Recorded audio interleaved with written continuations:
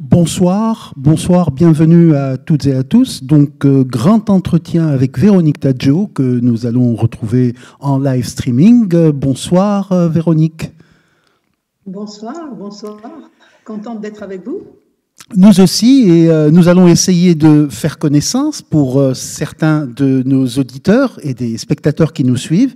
Et nous allons également essayer d'approfondir un peu votre œuvre. Mais commençons, si vous voulez bien, cet entretien par un regard rétrospectif sur l'un de vos ouvrages, En compagnie des hommes, un ouvrage qui est d'actualité en quelque sorte, parce qu'à ce moment-là, vous parliez de l'épidémie d'Ebola, c'était en 2014.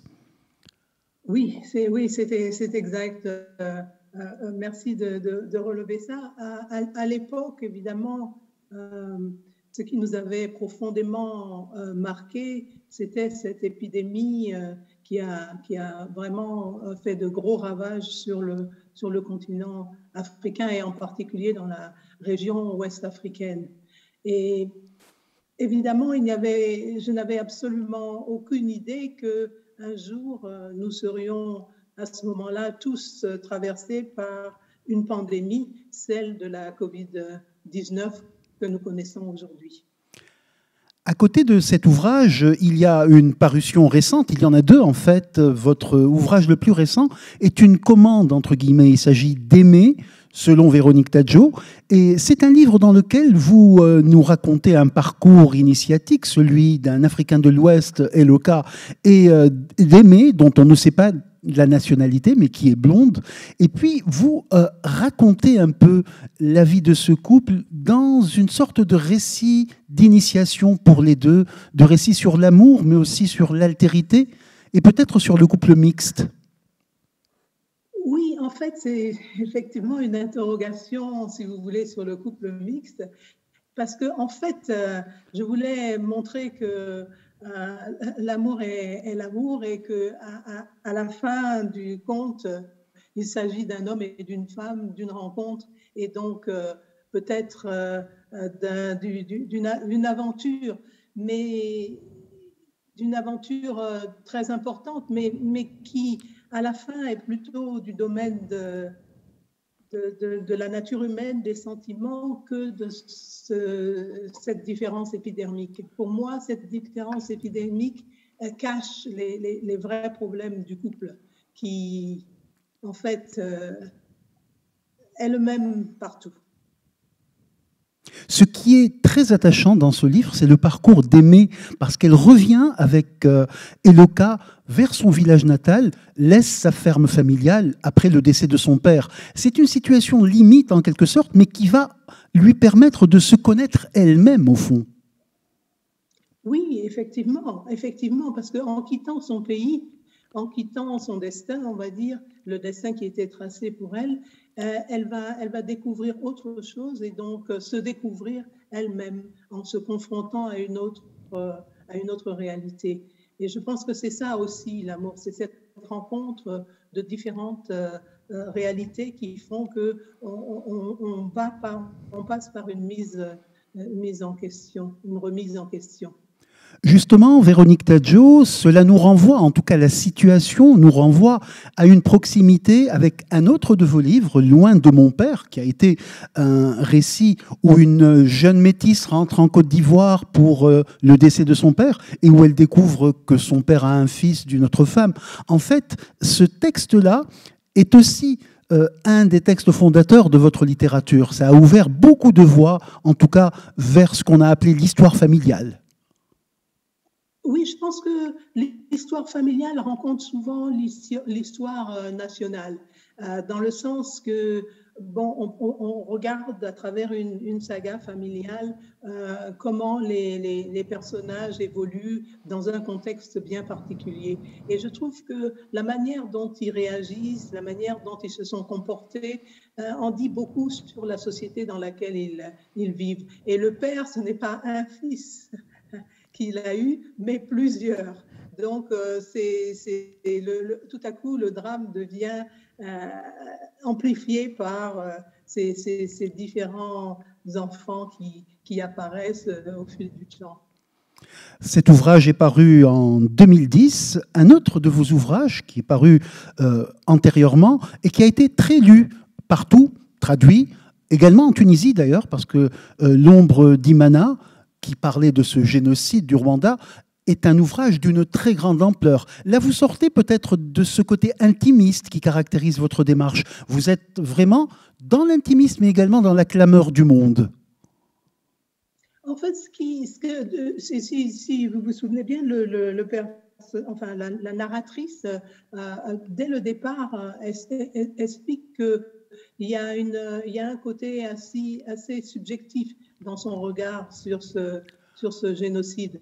Parce que l'important, c'était en fait d'aller voir et de rendre ce qui s'est passé, mais en avouant une certaine impuissance, c'est-à-dire celle de comprendre comment on peut en arriver à de telles extrémités.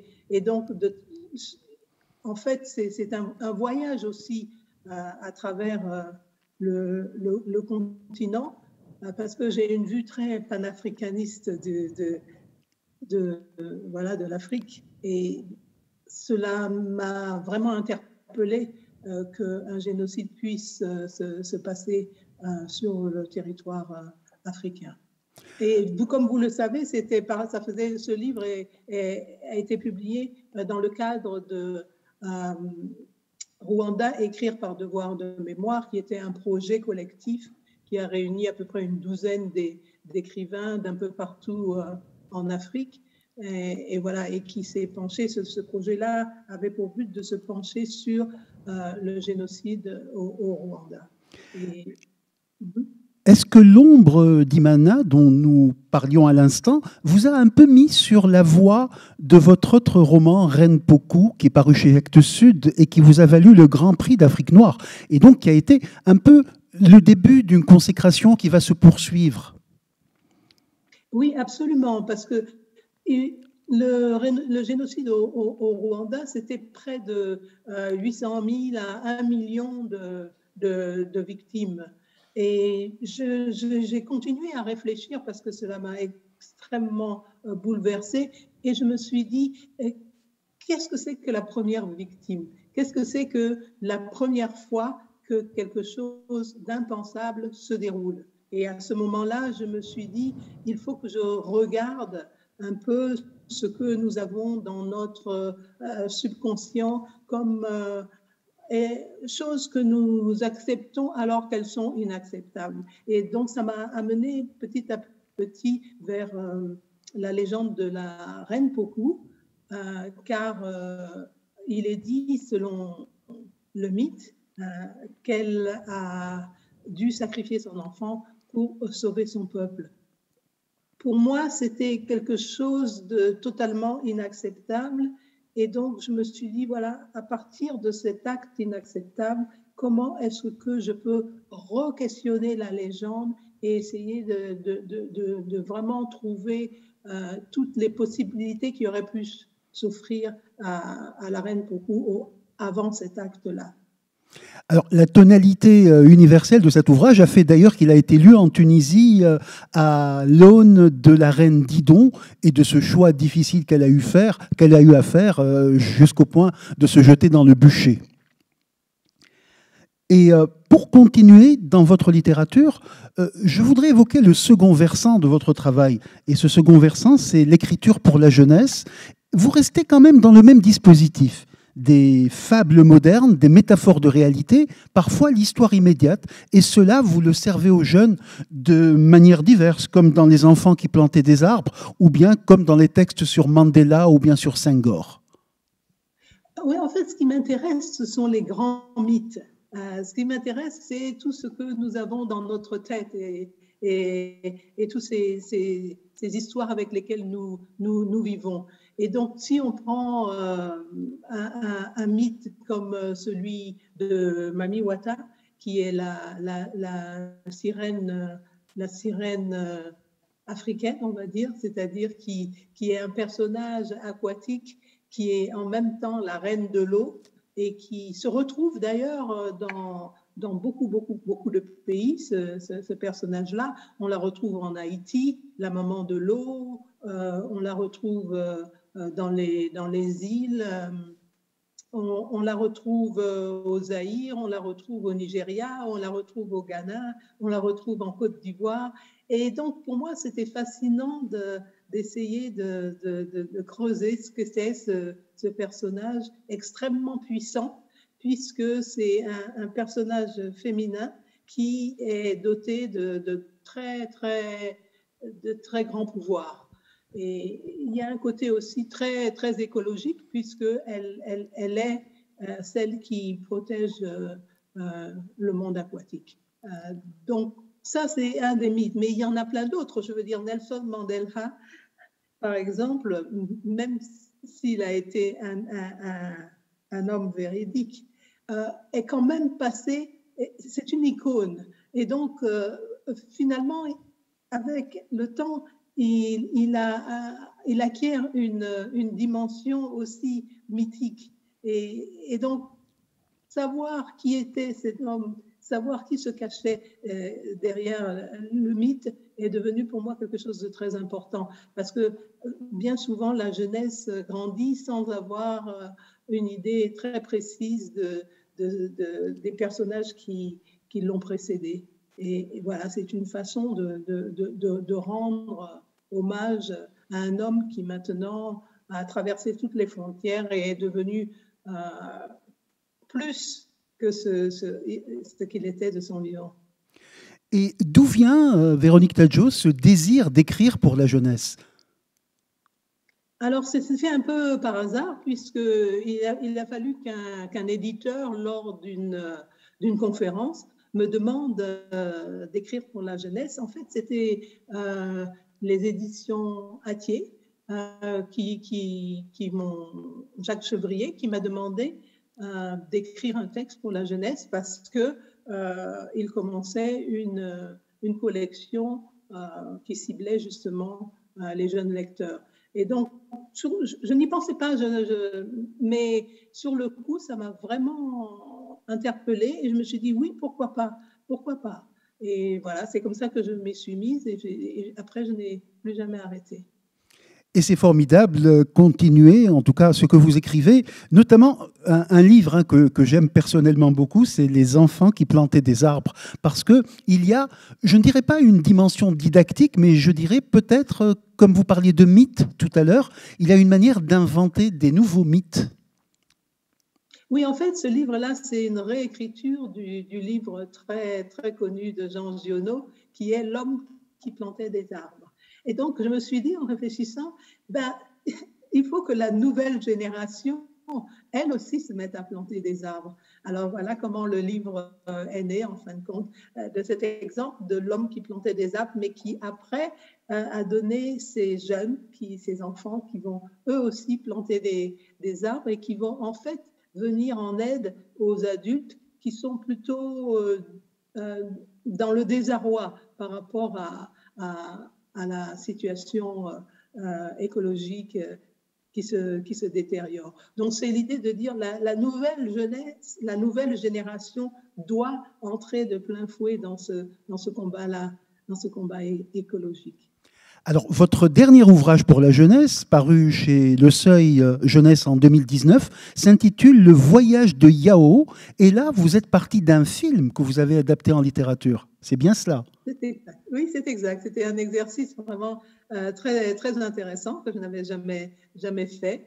C'est, voilà, regarder un film, ressentir ce film et ensuite en faire un texte. Parce que on voulait qu'il y ait à la fois le film et le texte et c'est formidable parce que ça permet d'aller dans deux visions, la vision cinématographique et la vision littéraire. Donc, ce n'est pas un copier-coller, c'est simplement une autre interprétation de cette histoire-là, de ce jeune qui, en fait, apprend à cet acteur très célèbre qui revient dans son pays.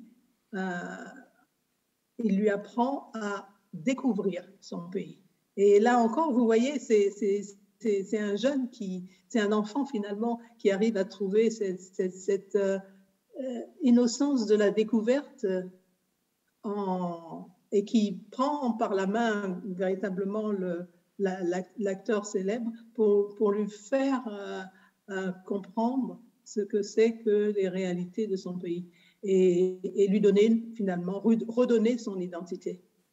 Tout à fait, et on sent une démarche de Candide chez Yao. Oui, c'est exact.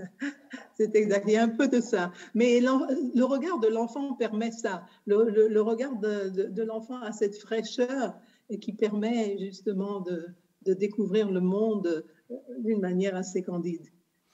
Et vous avez découvert la littérature à travers vos premiers écrits qui, eux, sont poétiques, mais la poésie ne vous a jamais quitté finalement. Non, non, non. Je suis et je demeure un poète dans le sens que je trouve que la poésie a cette capacité à traverser les frontières, les âges, le temps. Et c'est ça qui me plaît énormément. Et même quand j'écris un livre pour la jeunesse, j'essaie toujours de rester très, très près de la poésie parce que je trouve qu'elle parle aussi bien aux adultes qu'aux plus jeunes. C'est ça la qualité de la poésie. Et ce qui est intéressant et ce que l'on sait assez peu par rapport à votre travail, à vos inspirations, c'est le fait que vous êtes peintre également. Oui, alors c'est l'illustration qui m'a amenée à la peinture. Donc l'illustration, c'est une page et voilà, c'est assez limité en termes d'espace. Et au bout d'un moment, j'ai eu envie de faire plus grand. Et donc, je me suis mise à la peinture. Mais il faut dire que ma mère était artiste. Ma mère, qui était bourguignonne, était aussi artiste. Et elle a vécu toute sa vie, la plus grande partie de sa vie en Côte d'Ivoire. Et elle était peintre et sculpteur.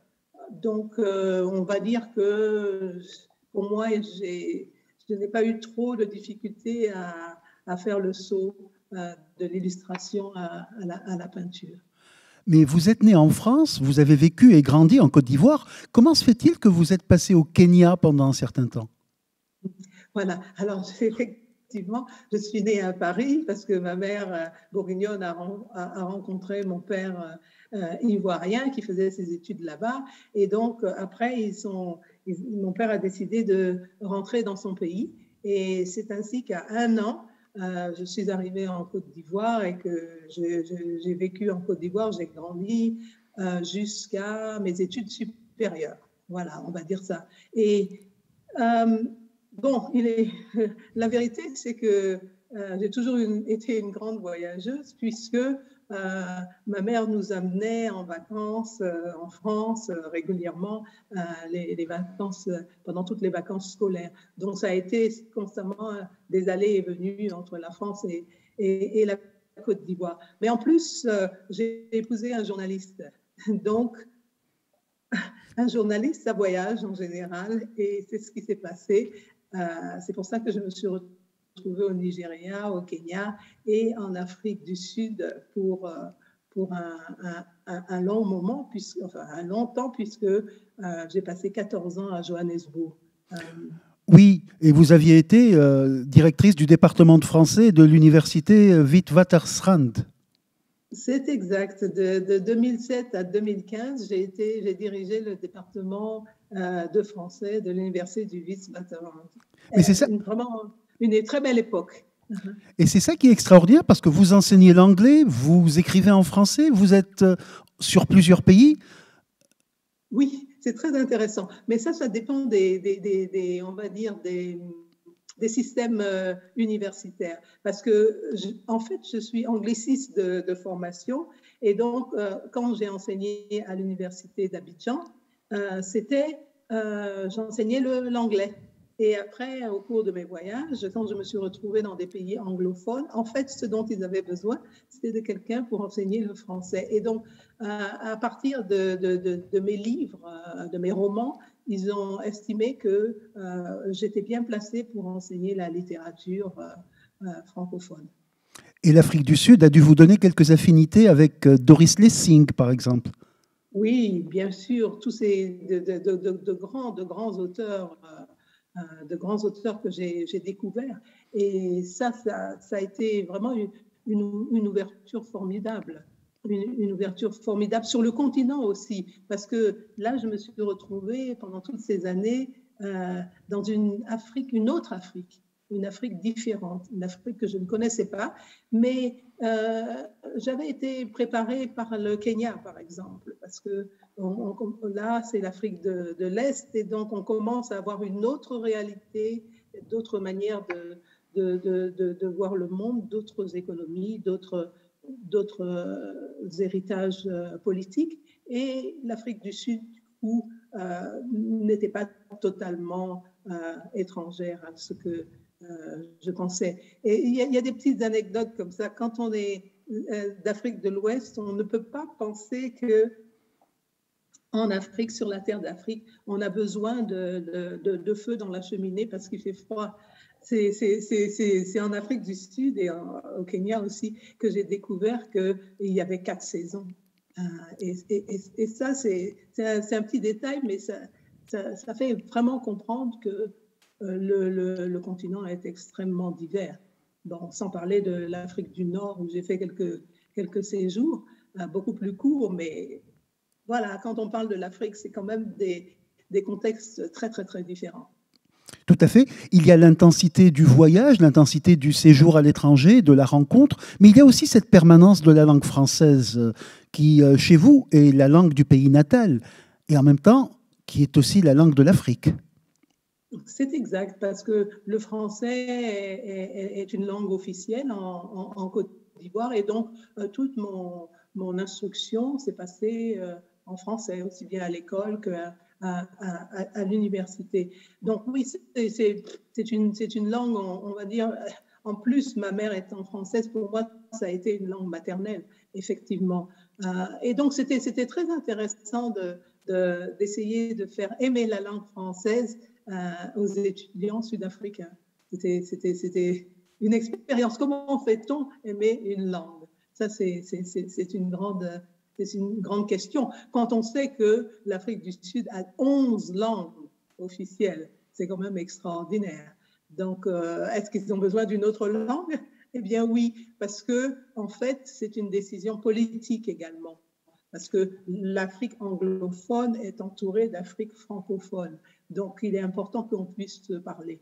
Et donc, il y a tout ça qui a vraiment motivé mon désir de me lancer dans l'enseignement en Afrique du Sud. Et pour continuer à brosser votre portrait, il faudrait ajouter que vous êtes docteur en civilisation noire américaine. Donc, vous avez vraiment approfondi ce sujet et là, vous sortez de l'Afrique. Oui, je suis sortie de l'Afrique, mais en fait, pour y revenir. Parce que le monde noir américain m'a toujours fascinée.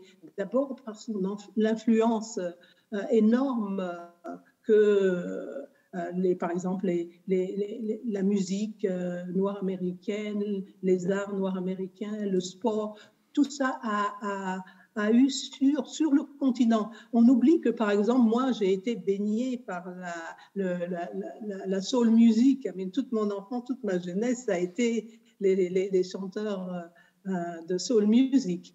Et donc, je me suis dit, voilà, ce sont des Africains qui sont partis du continent qu'on a forcé à vivre, qu'on a déraciné et emmené dans les Amériques, et ils sont devenus autre chose. Qu'est-ce qui va se passer pour nous? Enfin, je veux dire, pour les Africains qui sont restés sur le continent, comment est-ce que nous, on va changer également? Qu'est-ce qui va se passer? Et donc, j'ai trouvé que étudier la culture noire américaine, c'était vraiment apprendre énormément. Par exemple, si on prend pendant l'esclavage, le phénomène de syncrétisme, c'est-à-dire ce que les esclaves noirs ont gardé de leur culture africaine et pris de la nouvelle culture dans laquelle ils se sont retrouvés. C'est fantastique et ça a créé effectivement cette ébullition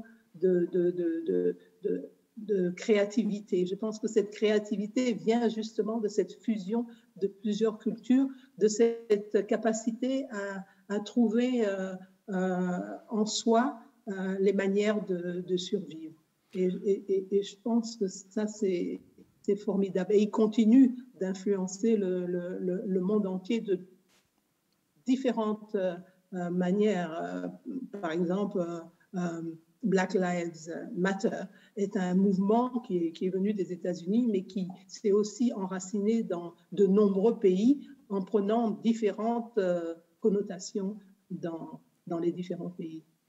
Mais on sent que votre regard sur l'Amérique noire est aussi un regard qui essaie de débusquer certains aspects mythiques, parce que le mythe, justement, vous intéresse profondément, et peut-être que là-bas, une nouvelle mythologie, au sens Roland Barthes du terme, est en train de s'écrire. Absolument, je pense, oui, absolument. C'est une mythologie aussi moderne. C'est-à-dire que ils sont arrivés à créer quelque chose qui encore, je suis assez obsédée par ça, qui traverse les frontières. Pour moi, ce qui est important, c'est que les hommes se parlent, que les idées circulent. Et donc, je pense qu'ils sont vraiment arrivés à ça. Et bon, nous sommes en pleine transformation en ce moment, en pleine mutation, parce que nous avons un gros défi écologique, environnemental et maintenant un défi sanitaire aussi. Et je pense qu'on a beaucoup à gagner, à continuer à se parler.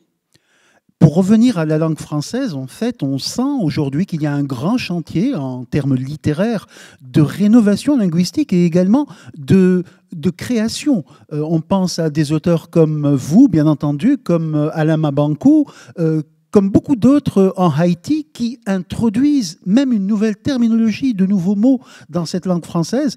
Et je crois que là aussi, c'est un chantier qui est passionnant. Ah oui, parce que je pense qu'avec le temps, depuis le temps que le français s'est enraciné dans le continent africain, eh bien, c'est devenu une langue que nous avons intégrée et que nous utilisons pour parler de notre propre condition. Et donc, on la remanie, on en fait un peu un outil qui peut nous servir. Mais en fait, on se rend compte aussi que beaucoup de jeunes aujourd'hui fonctionnent en français directement. Maintenant, il y a des problèmes bien spécifiques au français et à l'acquisition du français. Et je pense que pendant les états généraux du livre en langue française, on en a beaucoup parlé.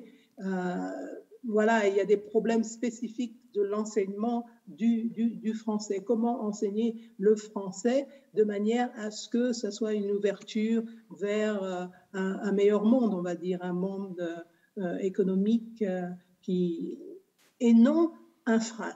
Parce que si l'enseignement est si le français est mal enseigné, s'il n'y a pas de maîtrise de la langue, alors ça devient un frein au développement. Donc, c'est vraiment là le grand défi en ce qui concerne la langue française. Parce qu'elle est beaucoup parlée maintenant, de plus en plus parlée par toute cette jeunesse. Mais voilà, il faut qu'elle réponde aux attentes de cette jeunesse, justement. Et en tout cas, dans le cadre de ce que nous appelons la francophonie multilatérale, en termes de littérature, cela permet à un auteur comme vous, qui est ivoirienne, d'écrire en même temps dans la même langue qu'un auteur québécois ou bien qu'un auteur algérien. Et c'est ça qui est formidable. Il y a un rapprochement par la langue qui est extraordinaire. Absolument, oui, je crois. De toute façon, quand je rencontre quelqu'un du Togo ou du Bénin ou du Sénégal, on se parle en français parce que voilà, c'est important. Ou du Canada ou de la Belgique, c'est formidable de pouvoir aller en Suisse et de pouvoir se parler en français. Donc ça crée effectivement une communauté de pensée, et on peut espérer que voilà, en se retrouvant en Tunisie ou au Maroc, on peut échanger suffisamment pour voilà, avoir l'impression qu'on a quelque chose en commun et qu'on peut avancer ensemble. Je pense que ça, c'est le grand, j'allais dire, bénéfice de la langue française. Après ces digressions, si vous voulez bien, revenons à votre littérature et à votre dernier ouvrage paru, Aimer. Aimer selon Véronique Tadjo aux éditions Muséo 2021, donc c'est tout récent. Dans ce livre, est-ce qu'on peut parler de roman d'apprentissage? Est-ce qu'on peut parler de roman d'apprentissage de l'amour, tout simplement, ou bien du prochain? Ah, c'est une question intéressante, très, très intéressante. Peut-être apprentissage de l'amour, d'essayer de comprendre ce que c'est que l'amour en fin de compte, parce qu'on a tendance à penser que l'amour c'est facile. Mais ce que je veux dire, c'est que indépendamment des couleurs de peau, l'amour est quelque chose de très difficile, dans le sens que ce n'est pas un sentiment figé, c'est un sentiment qui évolue, qui change parfois un peu de nature, mais qui pourtant porte toujours le même nom. Mais je veux dire, comment peut-on comparer un jeune couple qui se marie et un couple beaucoup plus âgé qui reste encore ensemble?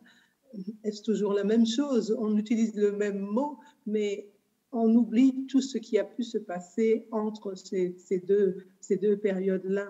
Et c'est ça qui, en fait, est le plus difficile et que peut-être beaucoup de personnes ne comprennent pas aujourd'hui. C'est ce cheminement-là qu'on doit faire avec quelqu'un et qui n'a pas vraiment quelque chose de tout à fait rationnel. Parce qu'on peut se quitter, on a toujours la possibilité de se quitter. Donc il y a quelque chose d'irrationnel dans l'amour. Oui, mais l'amour des locals ouest-africains pour aimer, la belle et blonde Aimée, est un amour que je pourrais qualifier de prométhéen, parce que c'est vous qui avez le sens de la formule, bien sûr, mais il promet à sa belle qu'il va annuler le deuil, qu'il va annuler la mort, carrément. Et c'est un amour qui ne meurt jamais. C'est formidable, ce personnage. Oui, c'est vrai, c'était très ambitieux. Oui, je pense que seul l'amour peut effectivement annuler la mort, le sentiment de mortalité. Je pense que c'est ça. Et c'est pour ça qu'à partir du moment où Eloka fait une telle promesse, il est obligé de s'y tenir envers et contre tout. Et voilà, et c'est à travers l'immortalité du sentiment qu'effectivement on peut briser la solitude, on va dire. La solitude, la mort, je n'ai jamais trop su comment les différencier. Tout à fait. Et d'ailleurs, ce petit roman, hein, parce que c'est une centaine de pages, mais en fait, il nous fait entrer de plein pied dans les grands couples mythiques de Roméo et Juliette. Enfin, ici, c'est Majnoun et Leïla. Et vous êtes vraiment dans la dimension mythique, encore une fois. Vous construisez un mythe. Oui, le mythe de l'amour, effectivement, c'est ça. Qu'est-ce que l'amour? Qu'est-ce que l'amour? Et d'ailleurs, il y a une phrase, bon, c'est vrai que on dit souvent jusqu'à ce que la mort nous sépare, mais bien avant cette mort-là, il y a 10 000 choses qui peuvent séparer un couple. Voilà, c'est ça l'idée. C'est l'idée aussi de se dire que quand on rencontre une autre réalité, comment est-ce qu'on fait pour l'accepter? Comment est-ce qu'on fait pour entrer dans le monde de cette autre personne?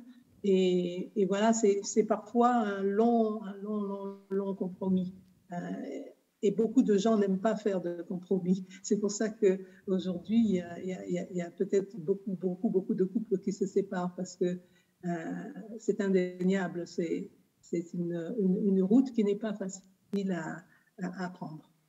En tout cas, c'est un livre qui donne envie de relire Le Banquet de Platon et qui donne également envie vraiment de placer la relation avec l'autre comme élément matriciel dans votre littérature, mais dans la littérature tout court. Oui, effectivement, la relation à l'autre, c'est ce qu'on a de plus important, puisqu'on est amené à vivre ensemble. Alors, comment faire pour mieux vivre ensemble? Ça oblige à faire un pas en avant, un pas vers l'autre, et voilà, et à se remettre aussi souvent en question. C'est très important. Il nous reste une poignée de minutes pour terminer cet entretien. Peut-être pourriez-vous nous parler de vos projets immédiats?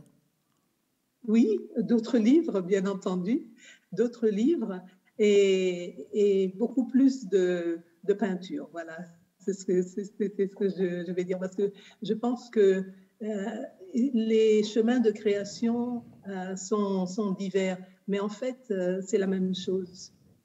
On fait tous la même chose quand on est dans le domaine de l'art, que ce soit la musique, la peinture, la sculpture, l'écriture. On est dans une recherche constante et donc plus on a la possibilité de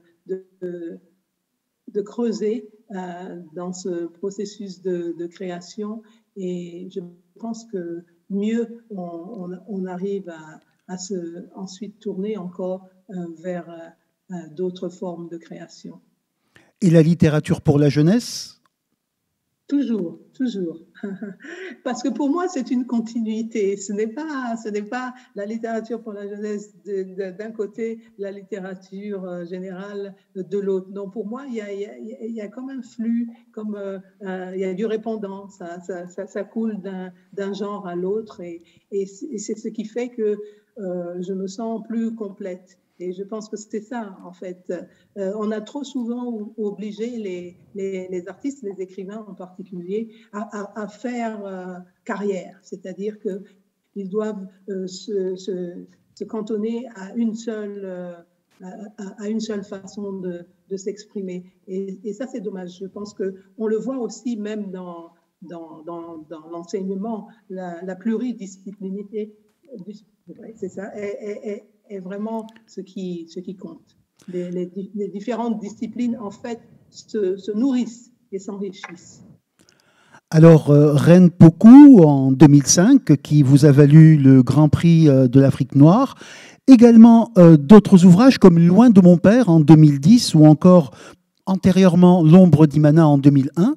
Cela fait un beau tiercé, auquel il faudrait ajouter quand même ce livre qui est redevenu d'actualité à cause de la pandémie que nous traversons actuellement, votre ouvrage qui s'intitule En compagnie des hommes, dans lequel d'ailleurs, et c'est véritablement de l'actualité, vous écrivez des pages vibrantes pour les médecins, pour tout le corps médical, pour les infirmiers, enfin pour tous ces gens qui ont combattu l'Ebola en Afrique.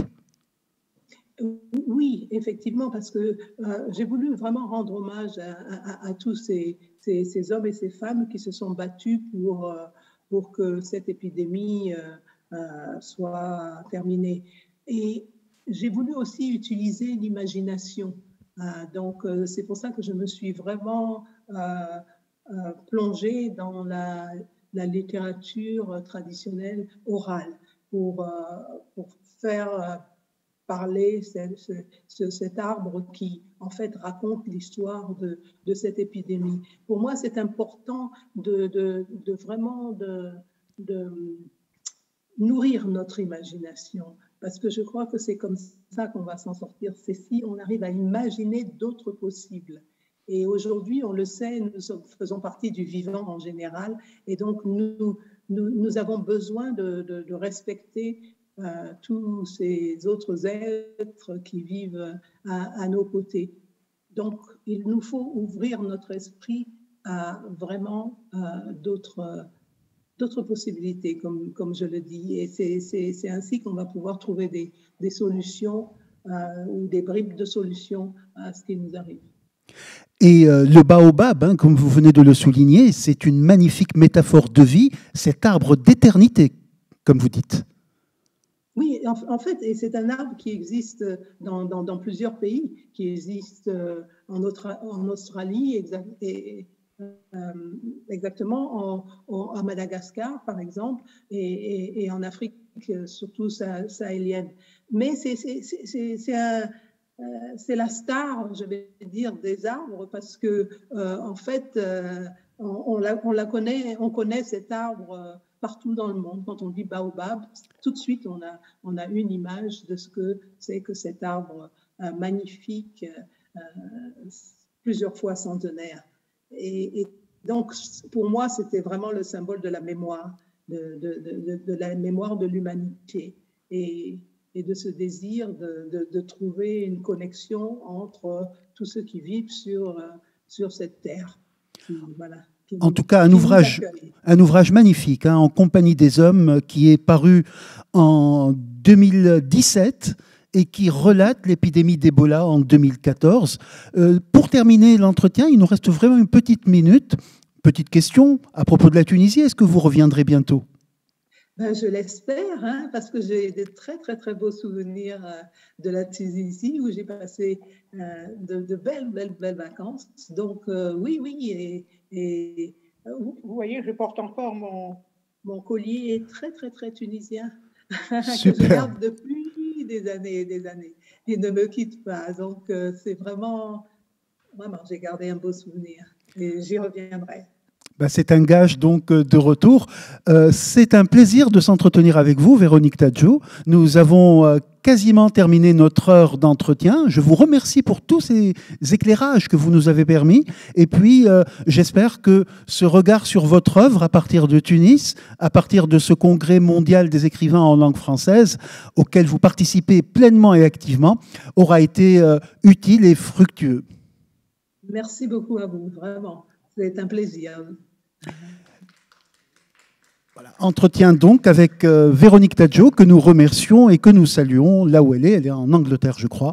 Et voilà. Merci à vous toutes et tous qui êtes là et merci à tous ceux qui nous ont suivis sur le lien streaming.